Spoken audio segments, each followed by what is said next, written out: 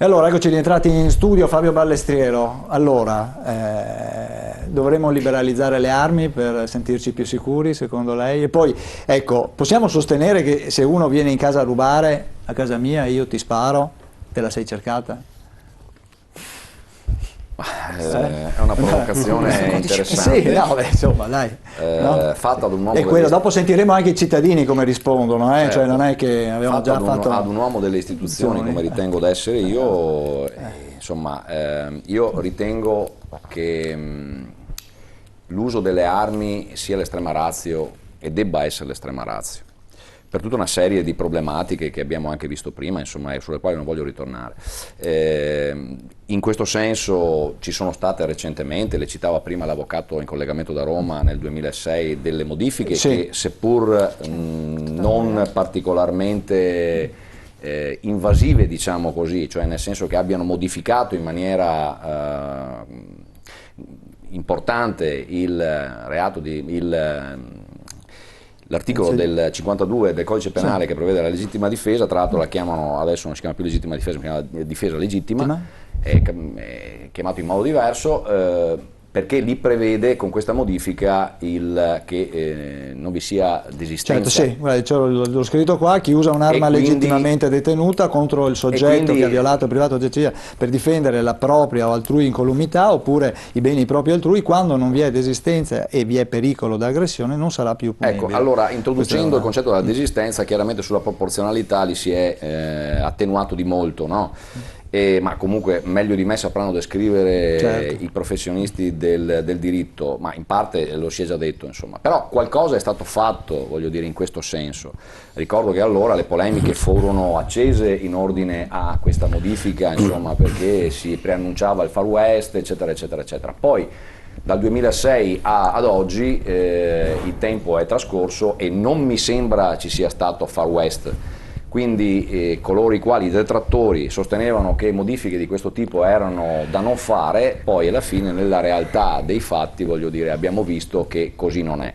Detto questo, io ritorno su un concetto che a me è caro, oppure un insieme di aspetti che sono venuti fuori nella discussione di questa sera. Si tratta di un fenomeno complesso, abbiamo visto con varie sfaccettature, diciamo così. Credo che pensare di avere una soluzione che possa risolvere il problema sia sbagliato, credo sia necessario agire su più punti. È incontrovertibile che l'aspetto deterrente della pena suscita, cioè la scarsa deterrenza della pena chiaramente suscita in chi delinque una propensione a agire in maniera illecita. Questo è un dato di fatto che non constato io, ma che credo sotto l'esperienza di tutti e soprattutto è stato attenzionato anche da studi autorevoli. Quindi la necessità di agire in questo senso io credo ci sta tutta.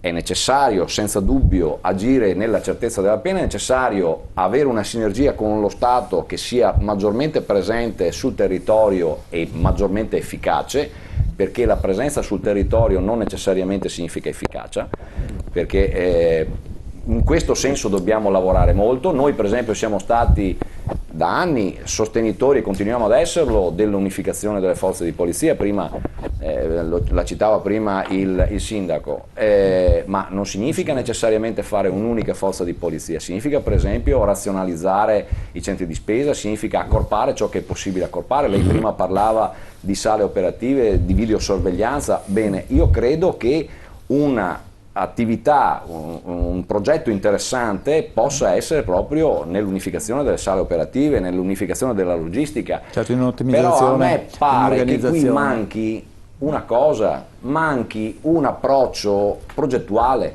cioè non riusciamo a fare sulla sicurezza un progetto e non riguarda, ma mi perdoni, non riguarda soltanto questo governo piuttosto che quell'altro, la sinistra e la destra, lo dico veramente da cittadino e da appartenente alla Polizia di Stato. Il problema è che non vi è un piano integrato che consideri innanzitutto chiaramente una complessità del nostro sistema, non è un sistema semplice, è un sistema duale come ci sono in altri paesi. Noi abbiamo 5 forze di polizia, più le forze di polizia locali, siamo a 7 forze di polizia, compresi i vigili del fuoco. Quindi siamo anche quelli che, voglio dire, spendiamo abbiamo di più una farraginosità, un carrozzone, come l'abbiamo descritto noi, che è effettivamente pesante e non è facile riformarlo. Di questo siamo consapevoli.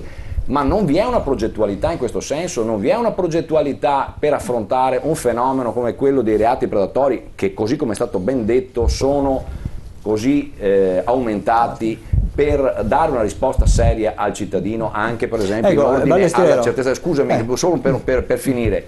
Dopodiché si può anche parlare di modificare la difesa legittima che è stata modificata nel 2006. Cioè anche qui io non ho, sebbene provenga da una formazione diciamo così istituzionale in questo senso, e ami pensare che lo Stato che io pago diciamo così come cittadino deve tutelarmi, però non ho pregiudizi a mettermi intorno ad un tavolo idealmente e discutere anche di un'ulteriore riforma dell'articolo 52 in maniera più estensiva, tale da poter consentire, come giustamente diceva l'avvocato in collegamento da Roma, il ribaltamento dell'onere, diciamo così. E quindi, così come succede in altri paesi europei, la Germania, bene ha detto, la Germania, l'eccesso di legittima difesa è effettivamente proprio perché tiene conto delle caratteristiche di emotività che può subire la vittima, e quindi la reattività tiene conto anche delle conseguenze di questi aspetti. In Spagna sono necessariamente legate. Che è un paese comunque nel latino, noi siamo abituati a pensare che sia soltanto il mondo anglosassone dove l'uso legittimo delle armi, diciamo così, è consentito, ma per esempio la nostra Spagna, che ha un'impostazione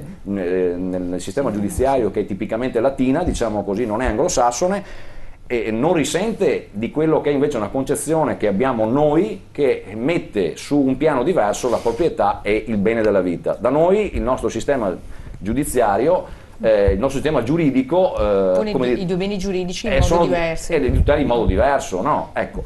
Allora, io non sono così precluso a discuterne, ma se ne discutiamo in un alveo più generale, dove affrontiamo l'argomento veramente con tutte quante gli elementi necessari. Grazie, grazie. Allora io volevo aggiungere un dato che sempre da questo rapporto del Censis. L'Italia è al 6° posto in Europa per numero di furti e rapine nelle abitazioni.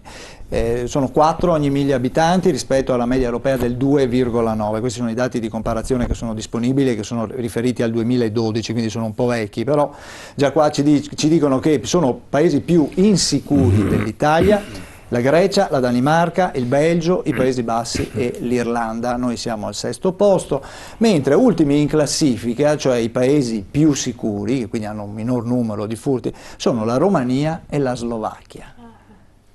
I migliori vengono da noi, delle poste lì. Allora, una alla volta, se volete commentare questo. Buona parte delle persone che erano in carcere in Romania sono venute da noi, per cui insomma vuol dire che hanno migliorato, abbiamo peggiorato noi, migliorato loro, ma al di là di questa considerazione, convengo su un aspetto. Quando si parlava in Commissione Giustizia della Camera, dove sono stato 5 anni,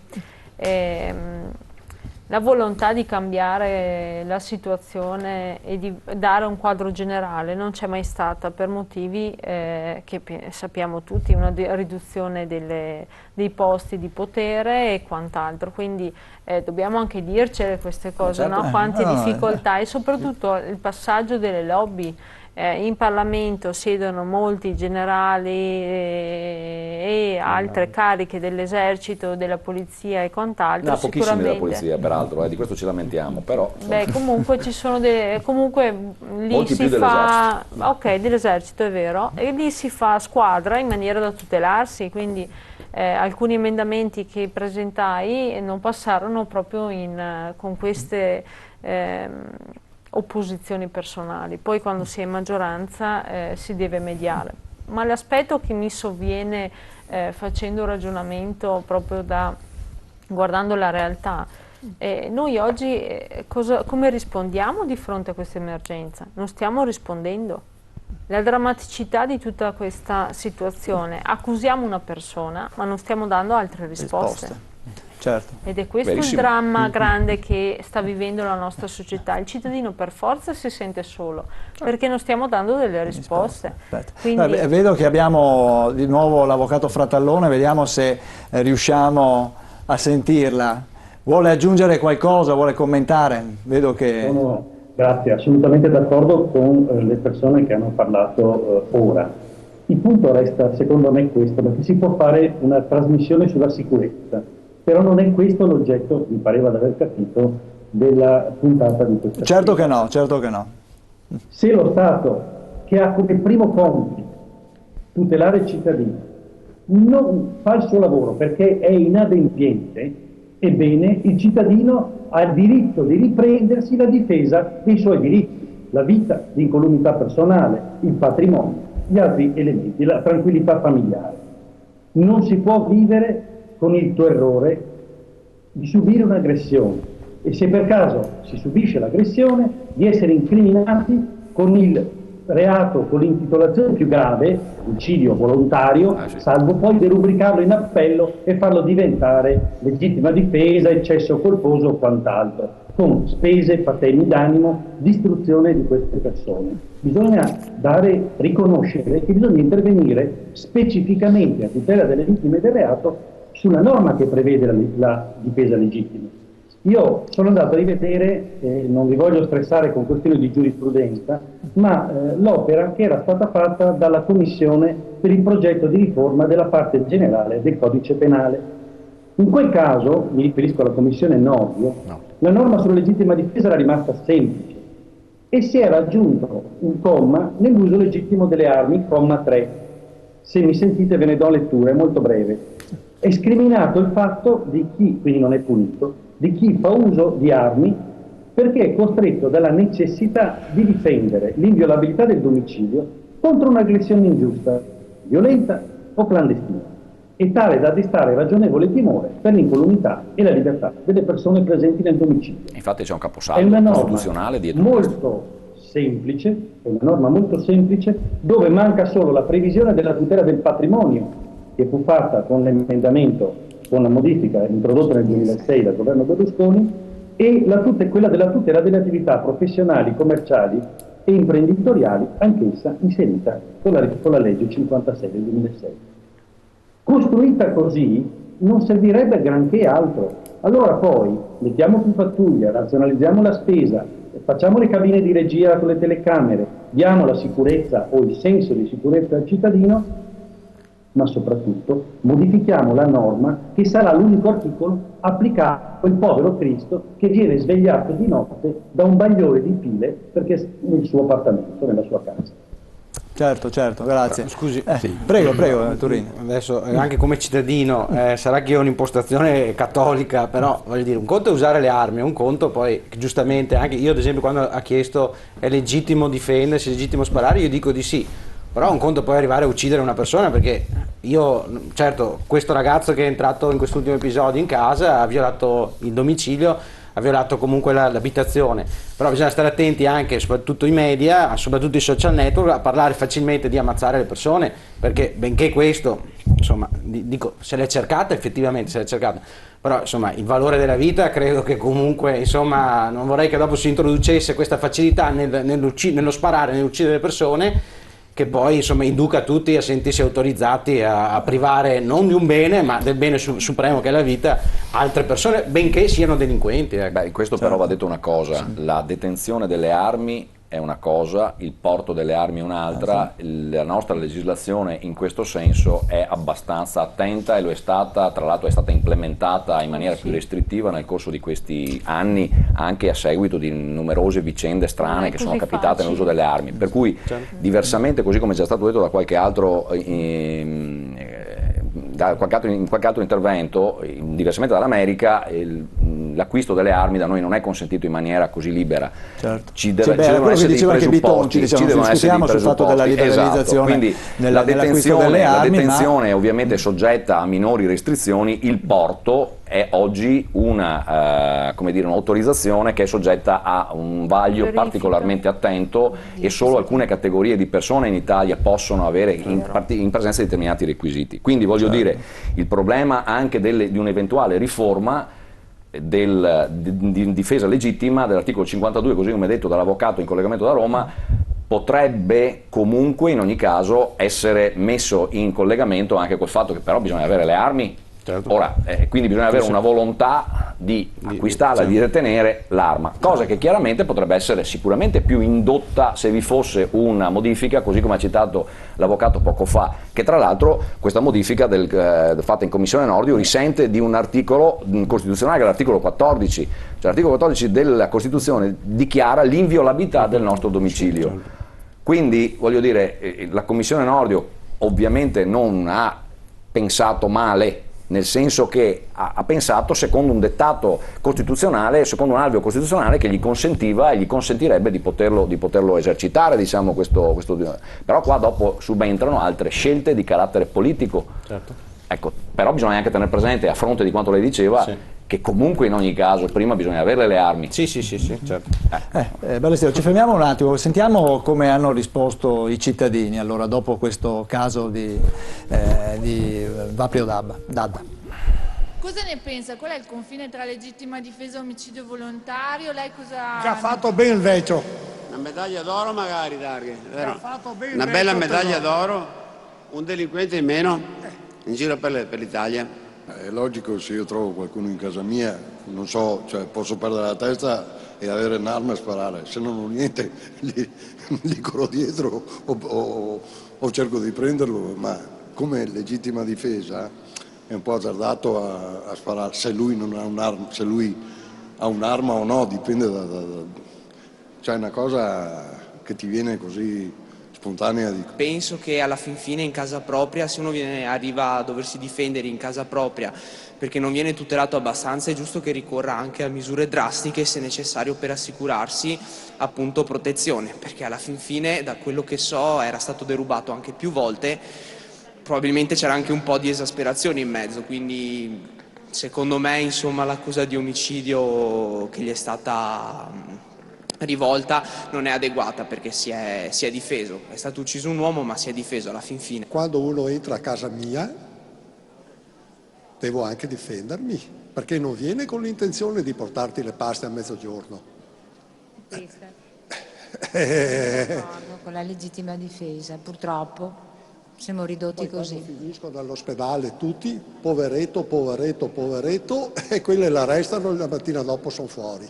Io non sono mai per uno che si tiene la pistola in casa, per cui io capisco il ladro, però un conto è uno che ti aggredisce e che cerca di ammazzarti, un conto che c'è uno che cerca di rubare.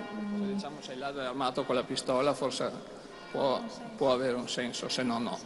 Anche perché molto spesso si passa per legittima difesa quello che è semplicemente ira, incazzatura o altre cose, capito?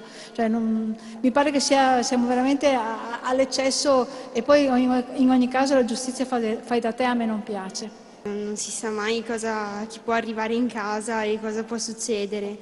Ovvio, se non si arriva alla violenza vera e propria o addirittura ad uccidere è meglio, però sarebbe meglio anche avere la possibilità di difendersi un po', insomma, nel limite dell'umanità.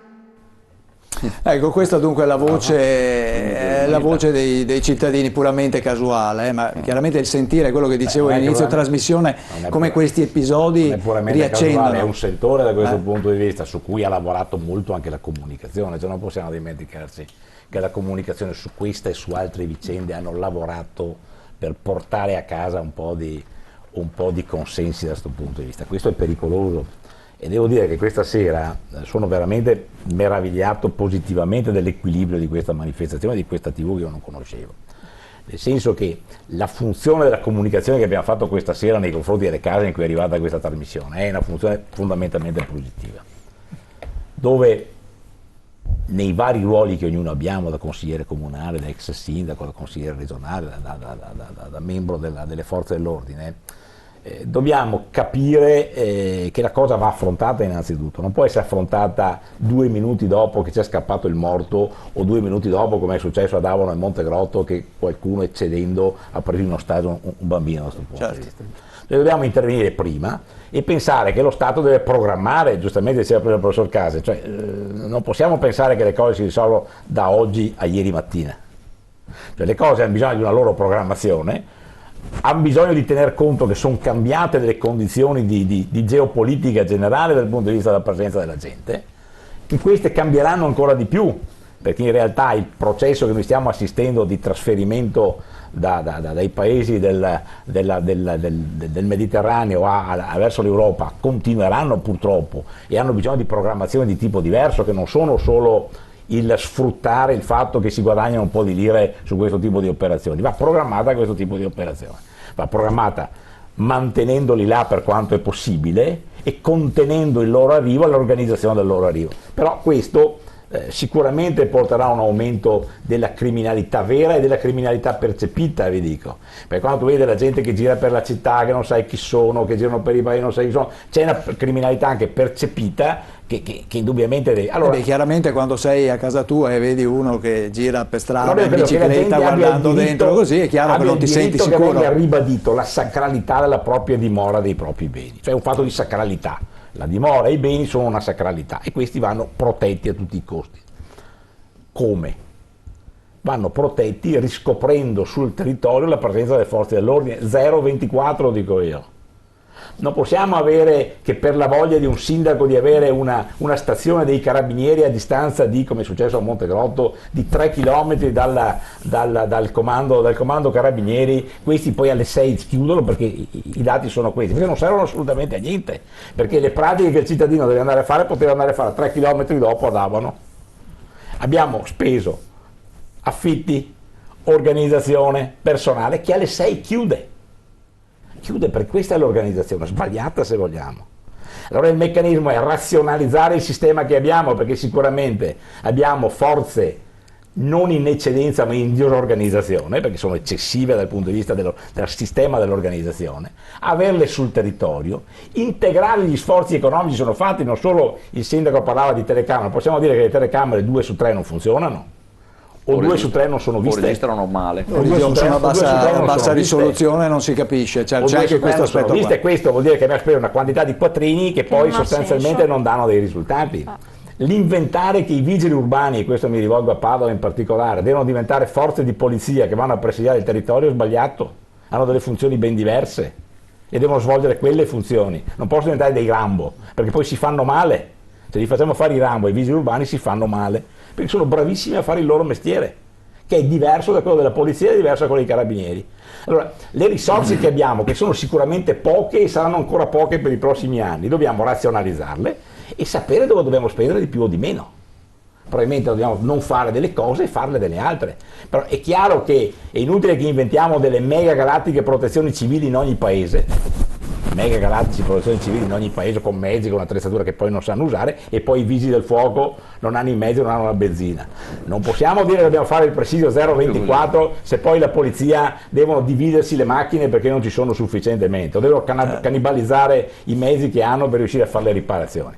Allora su questo serve un progetto e credo che la televisione, i media hanno anche una funzione per stimolare i cittadini a capire sto meccanismo. Cioè il problema non è anche stimolare la politica per programmare, però. Devo ammazzarlo se viene a casa mia. Cioè qua serve ritrovare quello che abbiamo perso in questo paese, che è il primato della politica, il confronto della politica, la mediazione della politica, la costruzione della politica, per riuscire a ridare al territorio le presenze. Questo, e ridare la dignità, perché poi io ho bisogno di avere dei carabinieri e delle forze dell'ordine che abbiano la dignità, cioè devono sentirsi importanti in questo paese, non devono sentirsi sottovalutati in questo paese. Beh, con il reato di tortura ci stanno facendo sentendo in maniera particolarmente per cui dignitosa. Ci vuole una grande attenzione e qua secondo me vanno invitate, adesso io non sono, ripeto, un avvocato per cui non so come ci si difende in questa maniera, ma vanno invitate anche delle strutture per cui i magistrati devono avere dei corridoi in cui potersi muovere, cioè prima di stabilire che sicuramente uno che ha sparato vada indagato, credo sia fuori dubbio, va indagato. Che poi rispetto a questo l'indagine diventi quella che è e diventi costosissima, poi tenete conto che il terrore di uno che fa una cosa di quel genere, che viene indagato, è che poi alla fine ci lascia 10.000 euro per difendersi. Ah beh, gli ultimi. Chiaro, gli ultimi. Chiaro. Allora, questi casi è legittimo che vada indagato, ma è altrettanto legittimo che lo Stato lo protegga sia dal punto di vista economico che dal punto di vista psicologico. Quindi è d'accordo con le iniziative che sono state prese, ad esempio di Bitonci, piuttosto di Maroni, che dicono sosteniamo economicamente? Non sono assolutamente d'accordo su questo. Non sono neppure d'accordo che il sindaco, non so di dove, nelle Langhe, metta a disposizione, cosa che non può fare oltretutto. Perché certo, per l'acquisto di armi, delle somme per l'acquisto di armi. Questa roba non si può fare. Beh, nemmeno la Corte dei Conti. Ecco, 250 euro per la pistola, o che un cretino, mi permetta, mi prendo tutte le responsabilità, di un deputato regionale, di un deputato europeo, vada in televisione con una pistola in mano dicendo questa va comprata, cioè queste assolutamente non si possono fare. Non può essere neppure che il sindaco di Padova, sfruttando un momento d'onda, perché l'ha detto il suo riferimento lombardo, dica le stesse cose, perché è poca fantasia innanzitutto. E non produce assolutamente niente da questo punto di vista, crea solo quel moto di pancia della gente che dice hai visto, facciamo, che non serve assolutamente a niente. Cioè oggi serve aprire un confronto con quella politica che c'è è un messaggio comunque di vicinanza. Non è un messaggio di vicinanza, non è un messaggio di vicinanza, è un'istigazione, e cogliere la parte peggiore di questo momento. Cioè in questo momento va sicuramente data solidarietà a quel signore che, giusto o sbagliato, lo vedremo cosa dirà la magistratura nei termini delle cose, se ha sparato dall'alto, dal basso, non voglio entrare io su queste questioni, sì, non è su questo che stiamo in questo momento. La solidarietà, perché sicuramente non l'ha fatto perché volete fare il tiro a segno, però quando si troverà a pagare un conto di 20.000 o 30.000 euro qualcuno però dovrà su questo va assistito, su questo va assistito, ma chi lo deve dal fare? Sindaco Bitonci o dal Presidente della lei vuol Regione. dire che allora a questo punto gli diamo il patrocinio gratuito? Ma qua va detto che se questo risulta non colpevole non va a io sono per una proposta di questo genere, se questo risulta non colpevole, non spende una lira, cioè entriamo sul patrocinio gratuito, cos'è da questo punto di vista? È un po' difficile entrare nel patrocinio rivedendolo, gratuito, cioè non com'è adesso, rivedendolo, cioè se tu hai fatto un'azione di questo genere per difendere la sacralità dei tuoi beni e della tua famiglia e a un certo punto alla fine di questa operazione risulti non essere colpevole o non colpevole in maniera tale da essere determinante quello che hai fatto, vai risarcito di quello che... pago io e poi vedo se dovrai pagare tu da questo punto addirittura. Questo è il meccanismo. Certo, Miro, la fermo un attimo che abbiamo ancora Fratallone che voleva intervenire. Prego, avvocato. Grazie. Colgo l'occasione dalle cose che sono state dette proprio poco fa. Il problema non sono solo le spese legali su cui si può intervenire con il gratuito patrocinio, come accade per le persone vittime di violenza sessuali. Ci vuole una legge fatta apposta, però attenzione, bisogna fare una previsione. Il problema è anche che chi viene condannato magari per l'eccesso colposo deve risarcire, è successo di recente proprio vicino a casa nostra, 135.000 euro alle persone che sono oggetto della sua reazione eccessiva. Quindi diventa un problema anche di risarcimento danni cospicuo. Ecco perché rendere non punibile l'eccesso colposo in legittima difesa diventa fondamentale. Ora, io volevo dire che apprezzo la posizione del governo, in particolare del vice ministro Costa, NCD se non sbaglio, che ha rilevato che la criminalità sta cambiando e abbiamo il dovere come legislatori anche di prendere in considerazione il cambiamento delle norme, perché bisogna adeguare la realtà. Quindi da un lato togliamo l'emotività di far diventare eroe la persona che spara e che vive l'arma come un momento di salvezza, ma teniamo anche presente di non andare a immolare sull'altare la persona che invece ha compiuto l'aggressione, che ladro o rapinatore è, ladro o rapinatore. Quindi ho letto sui social network, ad esempio, è una persona morta sul lavoro e traiamo tutte le conseguenze. Io dico solo questo, ricordiamoci che se riconoscessimo in maniera un po' più ampia l'esercizio della difesa legittima, anche in caso di eccesso di legittima difesa, potremmo arrivare a questa conseguenza. Oltre a ammettere la legittimità di una reazione, ci sarebbe anche un'efficacia dissuasiva, perché ladro che entra in casa dice attenzione, perché in Italia poi se ti sparano resti secco, oppure se resti solo ferito, nessuno ti risarcirà di un bel niente. E questo è il messaggio che deve passare. Il cittadino ha diritto di difendersi e deve sapere che a certe condizioni non sta più rispetto. In America non c'è avuto di problemi. Grazie a lei. Allora, posso aggiungere una cosa? certamente, Grazie. avvocato. E tra l'altro la persona che da aggredito diventa aggressore, quindi pone in essere la condotta di legittima difesa e deve ottenere una soluzione piena ai sensi del 530, perché laddove la ottenesse ai sensi del 530 secondo comma per mancanza della prova, perché magari non si è formata completamente la prova e il giudice si trova a dover subire magari un'azione civilistica di risarcimento del danno e quindi l'onere della prova non spetta più all'aggredito, a quello che è stato l'aggressore precedente e poi aggredito, ma spetta alla persona che poi si deve difendere, che è stato assolto in sede penale. Certo. Allora, andiamo un attimo in pubblicità, poi rientriamo, daremo voce anche ai telespettatori che si sono prenotati per intervenire. A tra poco, dopo la pubblicità.